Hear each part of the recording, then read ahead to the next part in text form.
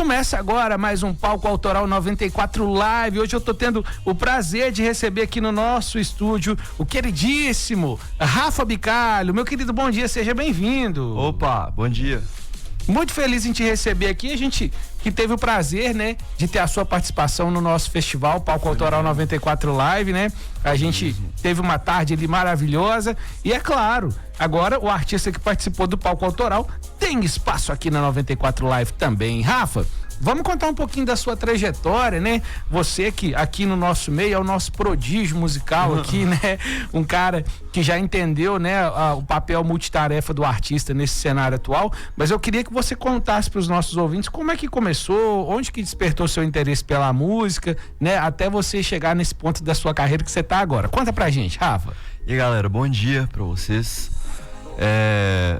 Cara, começou meio que na escola, assim, com banda de amigo mesmo, tudo.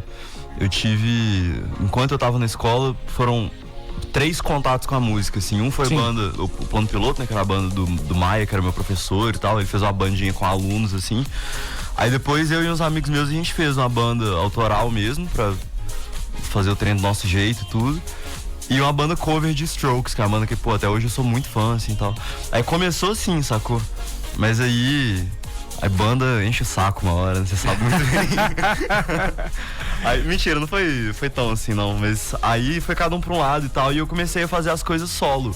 Depois de um tempo, tipo, eu produzindo, eu tocando os instrumentos e tudo. E aí, isso desse jeito, assim, tipo, que eu comecei a lançar minhas músicas como Rafa Bicalho e tal, foi em 2020. Ah, que maneiro, cara. A gente sabe como é que funciona a banda nesse período. Eu tive banda nesse período também, né? Escola, né? Faculdade, assim. E aí acaba que a gente fica um pouco preso, né? Em determinadas escolhas profissionais dos nossos companheiros de banda. Total. E aí tem um determinado momento que um quer mais, o outro já estão pensando em outras coisas, né? E aí é melhor a gente, né, respeitar a amizade e seguir o caminho, né? Exatamente, pelo bem da amizade, saca? Me conta uma coisa aqui, você tá em Belo Horizonte e você falou de um ano muito marcante aí na sua carreira pra mim, que foi 2020, né, cara? 2020 que nasceu o Rafa Bicalho, o projeto que você começa a gravar, como é que foi isso? Na real foi em 2019, mas a primeira música que tá lá no meu Spotify, que é a Sala de Estar, é de 28 de dezembro de 2019, ou seja, basicamente 2020, né? Já tava na viradinha ali, né, Rafa? Foi em 2020, cara, tem muito a ver com a pandemia mesmo, de tipo assim, eu sou produtor também, né? Então eu comecei a produzir minhas músicas, porque quando eu fui gravar minha segunda música, depois de Sala de Estar, os estúdios estavam todos fechados, sacou? Caramba! E aí eu falei, bicho, eu já tô, tipo, começando a gravar as demos, assim, né? Que é tipo uma gravação mais simples, assim, das músicas da minha banda e tal. Já tava fazendo umas coisas nessa linha. Falei, cara, eu vou tentar ficar bom em fazer isso sozinho, assim, sacou? E aí em 2020 foi quando eu comecei a fazer isso, soltar no Spotify e tudo, fazendo. Que maneiro, cara. Foi um ano muito solo, né, velho? Tipo, sim, pra todo mundo, né? Pra todo mundo, deu mais azar quem tava em banda e tal, né? Tipo, eu fui aprender a fazer sozinho no momento em que todo mundo tava sendo forçado a ficar sozinho. Então, tipo, foi meio produto do tempo, assim, sabe? Com certeza. Uma época que eu me arrependo muito de não ter produzido, cara, de não ter aprendido a operar nos programas, né? Hoje eu trabalho um pouquinho no Logic, assim, né? Tô dando os meus primeiros passos no Logic. Mas eu arrependo muito, cara, desse período não ter pegado o boi pelo chifre ali e começado a aprender, né? Na verdade, eu tava num momento transitório que eu contava com muito cachê pra eu fazer os investimentos, né? Que eu era do Dias de Truta na época e eu acabei tendo ali uma perda ali de uma agenda ali de mais de 20 shows, então não tinha como eu nem investir em equipamento na época, né? Eu já era casado, então acabou que a minha esposa mesmo que foi me bancando a casa, né? Dizendo assim, na pandemia. Eu aí eu comprei uma plaquinha pequena da Holland que eu praticamente não uso ela hoje, assim. Pô, bicho. Ela sai direto pro telefone, né? E comecei a soltar algum conteúdo na internet nessa época também. Mas já excluí tudo, Rafa. Cara, eu dei sorte, assim, eu tava terminando o ensino médio, assim, em 2020, né? Foi meu último ano no ensino médio. Caramba, você pegou o final do ensino médio foi na pandemia, né? Formatura, cara, minha Quem formou em 2020 sabe muito bem, a gente formou sem a formatura do ensino médio. Nossa, cara, eu ia marcar uma festa. Não tinha formatura e não tive calorado, né? Eu ia marcar uma festa 2025, formando. Aí, mas eu dei sorte, cara, foi meio terapêutico pra mim, assim, sacou? Tipo, sim. Foi meu jeito de não ficar maluco, assim, tipo. Não, e acabava que a rua tava vazia, né? Então você tinha aquele silêncio que o estúdio precisa, sacou? Né, Rafa? Precisamente. Muito bom, cara. Aí, Rafa Bicalho começa a gravar em 2020 e já vai para Belo Horizonte, né? Como é que foi esse processo de transição, sua ida para BH? Como é que você enxerga o mercado Divinópolis e o mercado BH pro cenário Rafa Bicalho, artista de hoje? Eu fui para BH, na real, 2022, né? Porque aí, 20 eu comecei a lançar, 21 continuou a pandemia, eu já comecei a faculdade, mas era à distância. E aí eu fui em 22, velho, tipo... Na verdade, pra mim é difícil falar, porque o período que eu fiquei em Divinópolis, eu encarava a música de um jeito muito diferente, assim, saca? Sim. Porque foi antes da pandemia, assim, tipo, eu tinha lançado pouca coisa no Spotify, eu tinha as bandinhas de escola antes, assim, tipo, eu não tinha dado aquele passo de profissionalizar, sacou? Então, tipo, o cenário, sei lá, que a Chula, que o Destruta viveu aqui em Divinópolis, assim, eu ainda tava muito embrionário, assim, sacou? Claro. E aí a experiência que eu tive mais acabou sendo em BH mesmo, assim, e aí depois voltando pra cá, né, porque eu nunca parei de tocar aqui, tipo, eu venho muito pra cá ainda e tal.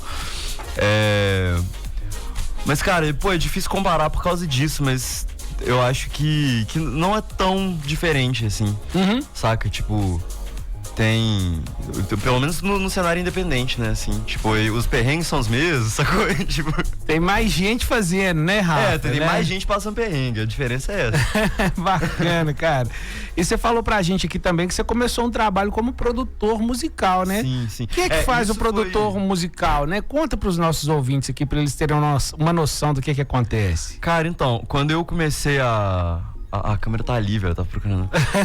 Quando eu comecei a gravar as minhas músicas, eu tinha a ideia, assim, de que produtor musical era o que eu tava fazendo comigo mesmo ali, sacou? Tipo, sim. Eu ligar a minha guitarra ali no negócio e gravar a guitarra. Depois eu fazer isso com baixo e tal.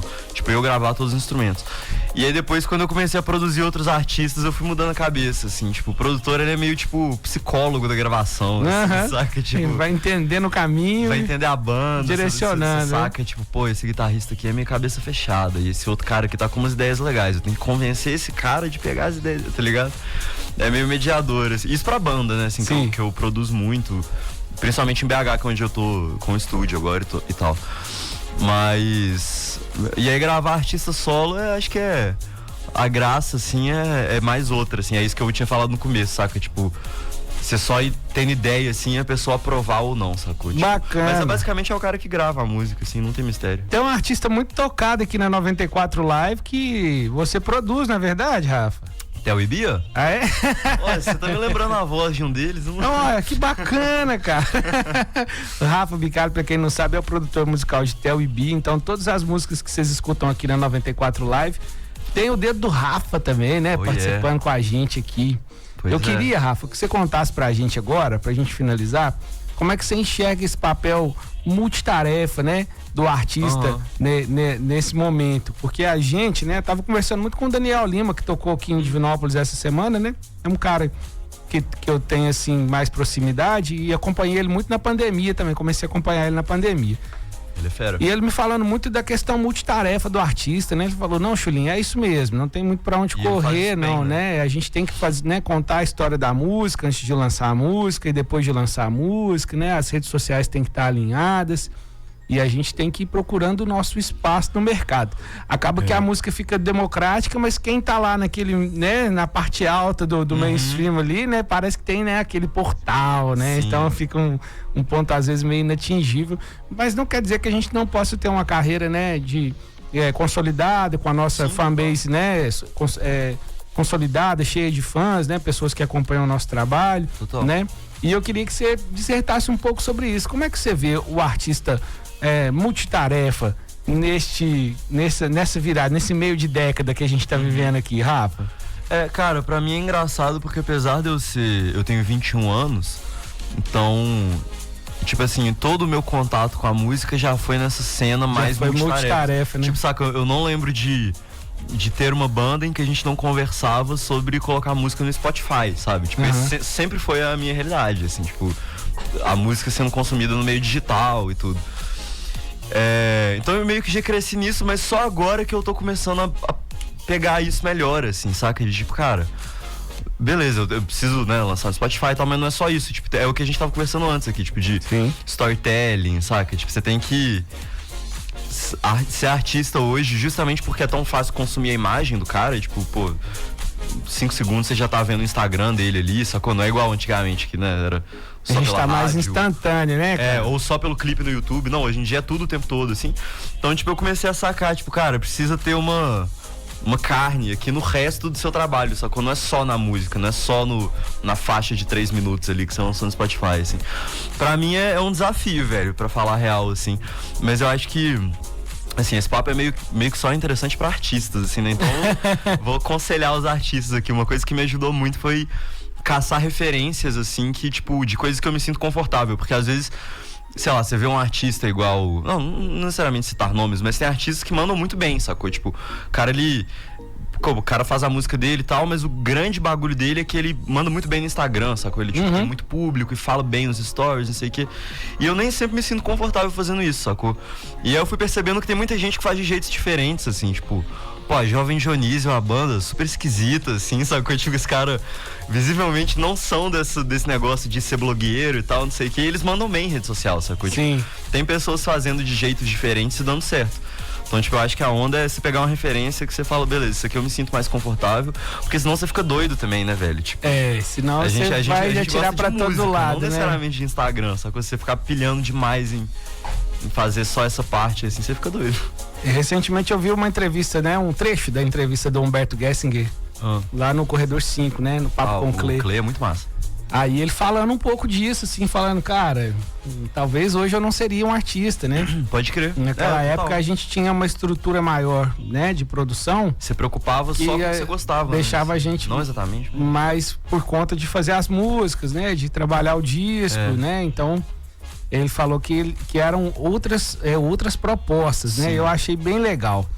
E esse caminho que a gente está seguindo, eu acho que a gente vai lapidando ele à medida que a gente vai fazendo também, né, Rafa? A gente tem que ir programando o conteúdo para não ficar maçante, né, pro artista e também pro público, né? Pro público ir acompanhando a gente. Total. Pra gente finalizar, meu querido, queria que você contasse aqui como é que você enxerga o Rafa Bicalho daqui 10 anos.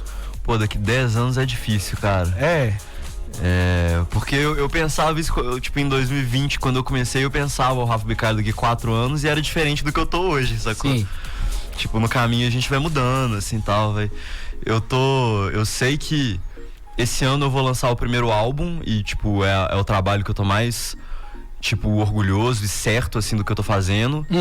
E eu acho que, tipo, é o primeiro passo muito firme que eu tô dando, assim, sacou? De, tipo... Cara, beleza, aqui eu sinto que eu realmente comecei. Porque antes eu lançava single, um EP pequenininho, assim. Sim. Eu espero que daqui 10 anos eu não sei que tipo de álbum eu vou estar fazendo, não sei pra quantas pessoas eu vou estar tocando, mas eu espero que eu continue pelo menos nessa pira, assim, de construir uma carreira, tipo, sólida com disco e com coisas a dizer, assim, sacou? Tipo... Espero que em outras palavras, assim, que a fonte não tenha esgotado, sacou? Boa, Rafa! Adorei, cara. É isso. Lembre-se sempre, meu querido, que para consolidação de uma carreira é uma base sólida e eu tenho certeza que você já está começando, né, assim, nesses primeiros passos que você deu aí, né, nesses 5 anos de carreira autoral, né, Rafa Bicalho, né? Você já tá fazendo isso com maestria. Pode ter certeza que a gente aqui da 94 é super fã seu. E é claro, o palco autoral tá aberto para você, meu querido. Pô, parceria recíproca, galera. Obrigadão. Rafa, para finalizar aqui, conta pra gente, qual música que você preparou pra gente tocar aqui na nossa 94 Live? Pô, então, eu escolhi uma música que é de um EP que eu lancei no ano passado, 2023. A música se chama Eu Não Sei Fingir. Maneira! Conta a história dela pra gente aí, Rafa. Cara, Eu Não Sei Fingir é uma música antiga, velho. Ela é antiga assim, né? Ela é de 2019. E ela teve, tipo, 3 refrões diferentes, assim, tal. Até que eu vivi uma situação de quase término, assim, na minha vida e tal. E aí eu Tipo, terminei e fiz o refrão certo, assim, sacou? Baixou aquela coisa, sabe como que é? Sei como que é. Baixou aquela coisa assim, caralho, é isso, tá ligado? Isso, queria contar essa história. Nem sabia, mas foi a história que foi contada, assim, tudo. Excelente, meu querido. Então,